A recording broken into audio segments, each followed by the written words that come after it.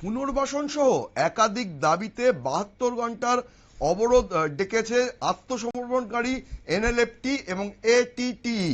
তারপরে কিন্তু গোটা রাজ্য জুড়েই জনজীবন চরমভাবে ব্যাহত হয়েছে। জাতীয় সড়ক এবং রেলপথে অবরোধে সাধারণ মানুষকে দুর্ভোগ পোহাতে হচ্ছে। এই যে অবরোধ চলছে এনএলএফটি এবং এটিটিএফ, তাদের অবরোধে কিন্তু জনজীবন রীতিমতো দুর্ভোগে, যেটা জানা যাচ্ছে বড়মুড়ার হাতাইকতর, সুবল সিং এবং মান্দায়ের ভিগুদাস এলাকাতে কিন্তু রেল লাইনে রীতিমতো শুয়ে পড়ে অবরোধ করছে। গতকালই কিন্তু জনজাতি কল্যাণ মন্ত্রী বিকাশ দেববর্মার সাথে এই আত্মসমর্পণকারী জঙ্গিদের একটা বৈঠক হয়েছিল এবং সেখানে 12 ঘন্টার একটা সময়সীমা চাওয়া হয়েছিল। কিন্তু অবরোধকারীদের অভিযোগ হচ্ছে যে সরকারের তরফ থেকে সেইভাবে তাদের যে দাবি সেই বিষয়ে কোনো প্রতিশ্রুতি দেওয়া হয়নি। সেই কারণেই কিন্তু তারা অবরোধের রাস্তায় হাঁটতে বাধ্য হয়েছে। কিন্তু তাদের এই অবরোধের ফলে সাধারণ মানুষ, সাধারণ যাত্রীদের কিন্তু প্রচন্ড দুর্ভোগ পোহাতে হচ্ছে। এই ঘটনা কি ঘটছে আমরা দেখে নেব সেই জায়গার দৃশ্য।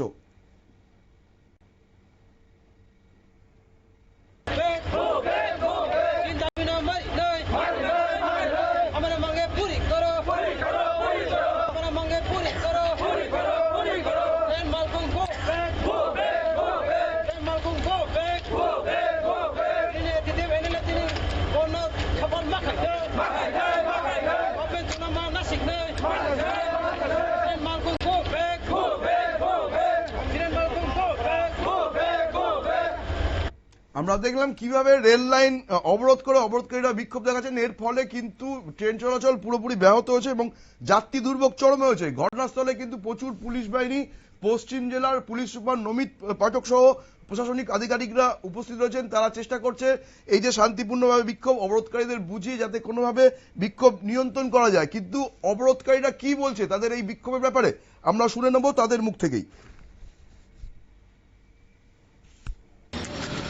যে আজকে সেটা থেকে যেটা আজকে রাস্তা আমাদের যে 2024 4 সেপ্টেম্বর দিল্লি অ্যান্ড ত্রিপুরার সঙ্গে ট্রিপাইটেড একত, এই একতের মাধ্যমে কিছু এখানে কি বলবো ওই আর্টিকেলগুলা যে পয়েন্টগুলা অ্যাভয়েড করে কিছু গভর্নমেন্ট এজেন্সিসরা প্রজেক্ট তৈরি করা হয়েছে। নাম্বার 1, এই প্রজেক্টের আমরা মানি না।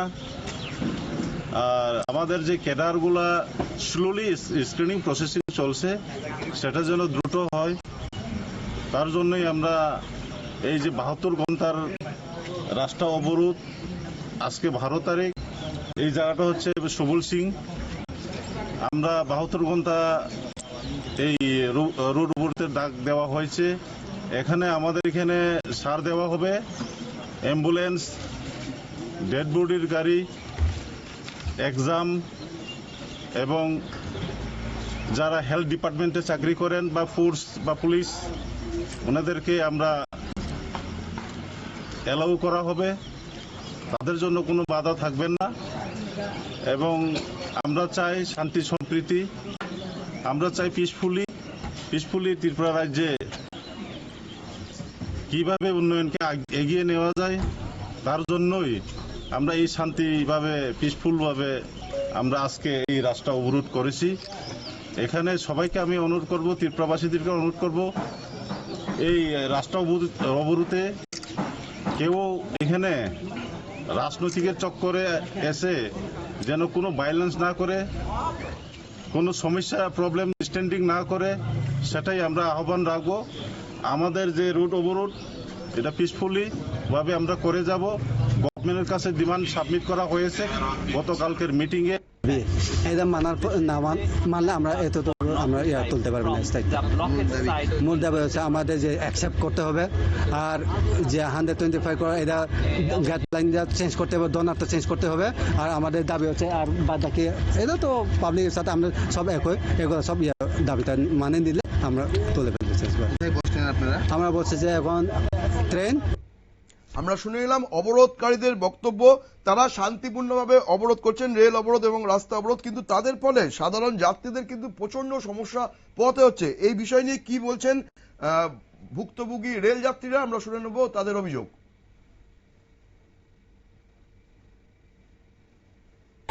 আপনি দেখতেছি যে এখন রেলটা আটকায় আছে, তো কি কারণে আটকানে আছে?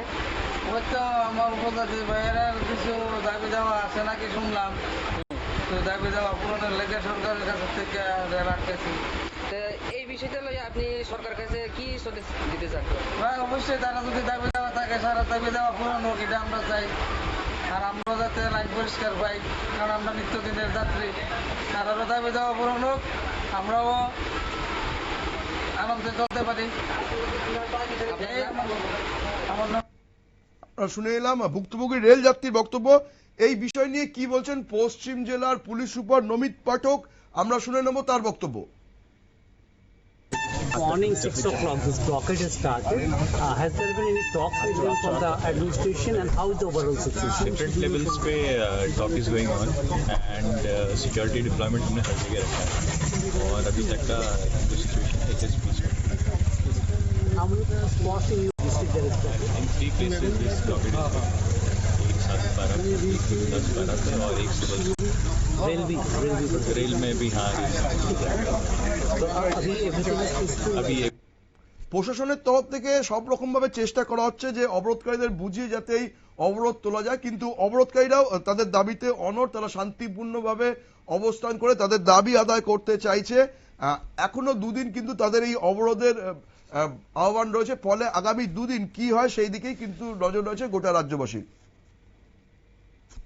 নজর রাখবো পরবর্তী সংবাদের দিকে, তার আগে নিয়ে নেব ছোট্ট বিজ্ঞাপন বিরতি।